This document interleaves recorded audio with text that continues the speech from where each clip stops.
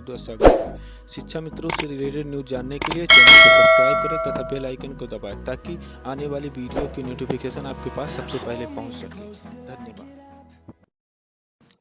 नमस्कार दोस्तों, आज जो ये शिक्षा मित्र की परिस्थिति है, इसका जिम्मेदार कौन है? ये जिम्मेदार सिर्फ शिक्षा मित्र है, क्योंकि जब जब से ग्रुप हुआ है और सोशल मीडिया पे ज़्यादा लोग एक्टिव हो गए हैं, तब से वो कबड्डी टूर्नामेंट होने लगा है पूरा। और ये लोग कुछ कुछ ऐसी चीज़ें पोस्ट करते हैं, कुछ ऐसी चीज़ें डालते हैं, ग्रुप में डालते हैं कि होता तो कुछ नहीं है, लेकिन ये लोग ढिढोरा दुनिया का पीटते हैं। और इनके पास कोई किसी चीज़ का प्रमाण तो है नहीं कि ये हुआ या वो हुआ, लेकिन ये लोग खुद खुद को मुख्यमंत्री, प्रधानमंत्री और गृह मंत्री स्वयं को हो गए हैं, जो कि डेली डेली नई पोस्टें आती हैं, डेली डेली नया अपडेट देते रहते हैं कि हमने ये करवा दिया, वो करवा दिया। लेकिन कोई शिक्षा मित्र बता दे कि कुछ हुआ क्या? 4.5 साल 5 साल का दिन निकल गया। अब ये लोग एक शिक्षा मित्र को एक बिजनेस बना के रख दिए हैं, जो कि शिक्षा मित्र वैसे ही असहाय है, क्यों कर भी क्या सकता है? कुछ तो कर नहीं सकता है, दूसरों के सहारे पे बैठा है। दूसरों के सहारे पे बैठा है तो करेगा क्या? जब ये लोग कुछ पोस्ट डालते हैं तो उसको बहुत ध्यान से, बहुत गौर से सुनते हैं कि हाँ बस अभी हो जाएगा, अभी हो जाएगा, अब हो जाएगा। तो लेकिन मैं तो शिक्षा मित्रों से, भाइयों से यही अनुरोध करूंगा कि कोई भी पोस्ट हो, जब तक आपके प्रति साक्ष्य ना प्रस्तुत कर दें, किसी चीज़ का प्रमाण ना दें, बिल्कुल आप विश्वास मत करो, क्योंकि 4.5 साल तो यही देखते देखते, सुन के, देख के थक गए हो। जब से शिक्षा मित्रों का समायोजन निरस्त हुआ है, तब से आज तक किसी नेता ने कोई कार्य ढंग से किया या किसी चीज़ का प्रमाण दिया? नहीं ना। तो जब नहीं दिया तो क्यों आप उस नेता को लेके चल रहे हो? हाँ, आपके प्रति कोई साक्ष्य प्रस्तुत किया हो, आप किसी को कुछ आपके स्तर से हुआ हो, तो आप उसका प्रमाण दीजिए, करिए, आगे बढ़िए। लेकिन क्या है, समायोजन के नाम पे एक दूसरे को भ्रमित करके सिर्फ अपना अपना धंधा चला रहे हैं। लेकिन ये धंधा कब तक चलेगा? 4 महीने, 6 महीने, उससे ज़्यादा नहीं चलेगा। क्योंकि सरकार अगर कुछ कर देती है तो सहयोग सभी शिक्षा मित्रों का सरकार पे रहेगा। नहीं करती है तो इतनी बड़ी संख्या में कोई तो आएगा, करेगा। आप नहीं करोगे तो कोई और आके करेगा, और कोई और नहीं करेगा तो कोई और करेगा। और जब कोई करेगा तो उसका सदैव आभारी शिक्षा मित्र रहेगा, आभारी रहेगा तो उसका सदैव ही बन के रह जाएगा। क्योंकि शिक्षा मित्रों की 4.5 साल में इतनी दयनीय स्थिति हो गई है कि बेचारे कर भी क्या सकते हैं। आप लोगों ने जब देखा है समायोजन निरस्त होने के बाद, जब जब आप लोगों ने धरना किया है या कोई भी प्रोग्राम किया है, जब भारी संख्या में शिक्षा मित्र उपस्थित वहाँ हो जाते हैं, सरकार डर जाती है। जब डर जाती है तो उनको कुछ आला भला करने के लिए सोचती है, तो उसी में से एक आध नेता बढ़िया निकल जाता है कि कहता है कि हाँ हो गया हो गया हो गया। उसी में सरकार आपको ठंडा करके घर निकाल देती है। घर पे आप आए, आप भी ठंडे, सरकार भी ठंडी।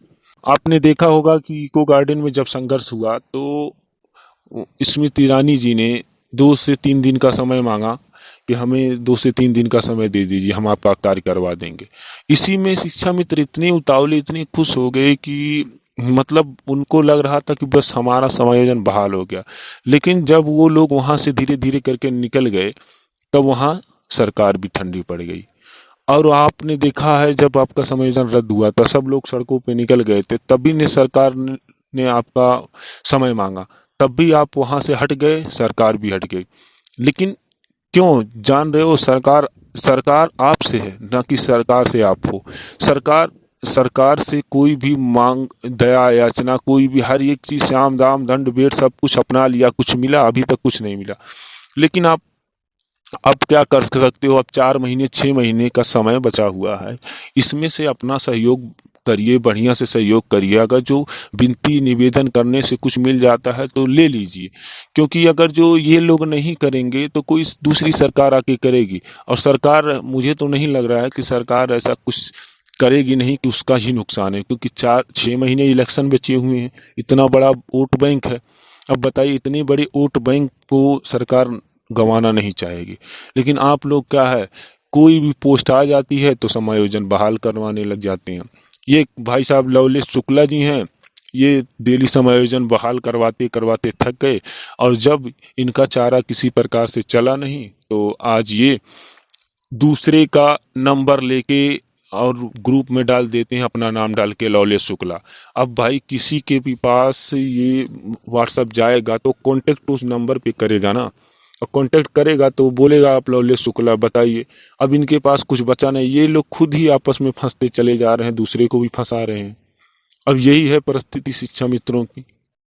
और भाई सभी नेताओं से मेरी यही विनम्र निवेदन है कि आप लोग ग्रुप में कुछ ऐसी बातें मत डालिए जो कि सबको प्रभावित कर दें। आप 10% आपका काम होता है तो आप 1% बताइए, आपका 100% काम होता है तो आप 10% बताइए।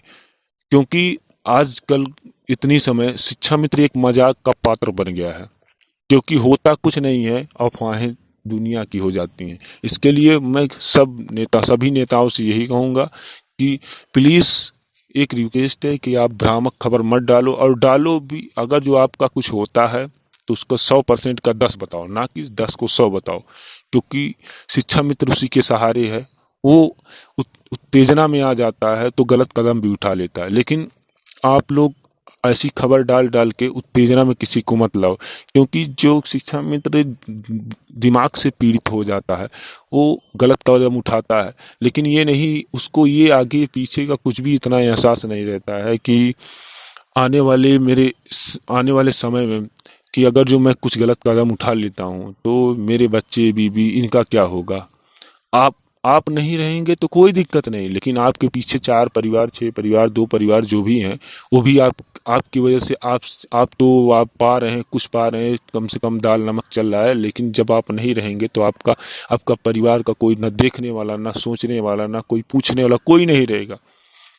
इसके लिए आप लोग गलत कदम मत उठाओ। और सभी नेताओं से ये कहना चाहता हूं कि अपनी सोशल मीडिया पे जब तक कुछ हो ना जाए, कोई कार्य हो ना जाए, बिल्कुल कोई पोस्ट मत डालिए। आपसे यही विनम्र निवेदन है कि आप लोग कोई गलत पोस्ट मत डालिए। और जब तक आपका कार्य हो रहा है, 10% हो रहा है तो आप 1% बताइए, 1% हो रहा है तो आप बताइए नहीं हो रहा है। लेकिन आप लोग 10% को 100 बता के, 100 को 1000 बता के आप लोग सभी शिक्षा मित्रों को भ्रमित कर दिए। लेकिन ये जो शिक्षा मित्र भी है ना, ये भी कम नहीं कुछ है, क्योंकि कोई भी अच्छी सूचना होती है, कोई भी अच्छी बात होती है तो ये लोग इसको सुनना, सोशल मीडिया पे तो बिल्कुल सुनना पसंद नहीं करते हैं। क्योंकि मैंने कई बार ये चीज़ देखा है कि कोई भी चैनल या कोई भी सोशल मीडिया के माध्यम से अच्छी खबर आती है तो उसको लोग देखते ही नहीं। लेकिन अभी कोई भ्रामक खबर आ जाए कि शिक्षा मित्रों का समायोजन बहाल, या शिक्षा मित्रों का मानदेय या वेतन 50,000, तो उसको मिले या न कुछ ना मिले, लेकिन ये लोग देखेंगे जरूर। लेकिन अगर जो कोई अवसाद में ग्रसित है, कोई दिक्कत में आ रहा है तो उसको बिल्कुल देखना नहीं पसंद करेंगे, क्योंकि वो लोग जानते हैं कि हाँ हम इसको देख लेंगे, इसके ऊपर दया आ जाएगी तो हमको कुछ पैसा 100, 200, 500 करके देना पड़ जाएगा। ऐसा मत सोचिए मित्र, क्योंकि समय बहुत बलवान होता है, हर आदमी का समय आता रहता है। और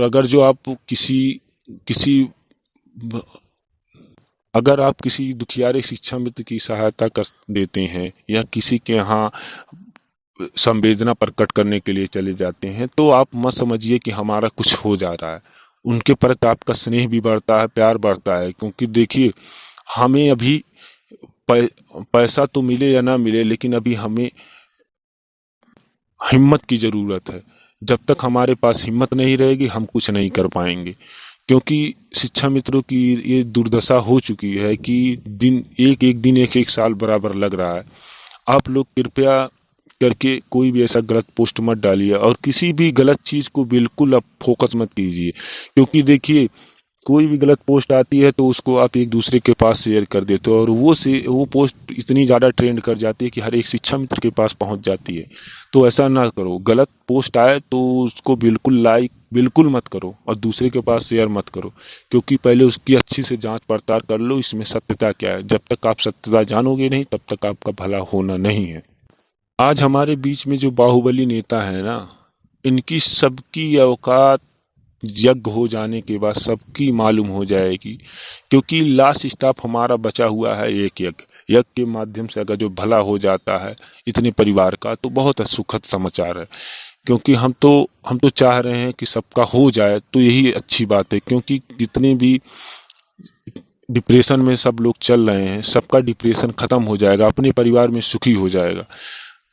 और जाते जाते मैं ये कहना चाहता हूँ दोस्तों कि महायज्ञ 16 अक्टूबर से है, यह 16 तारीख को अगले महीने में है।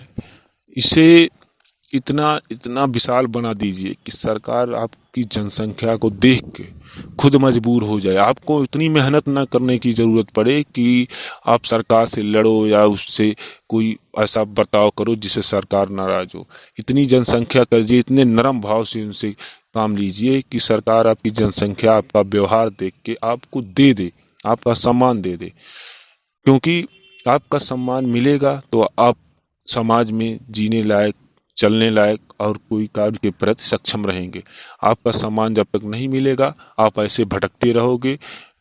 इन नेताओं के चक्कर में आपकी तो पूरी जिंदगी बर्बाद हो गई है। और जिंदगी मत बर्बाद करो, क्योंकि समय बहुत बलवान है और जीवन का कोई मूल्य नहीं है। जीवन, कोई भी अपना जीवन को संकट में बिल्कुल ना डाले। क्योंकि सरकार करेगी तो ठीक है, आपने 4.5 साल 5 साल का समय दिया, करेगी तो ठीक है, तब भी आप जी खा रहे थे। और नहीं करेगी तो भी आप जी खाएंगे, ये नहीं तो कोई और सही। इसी के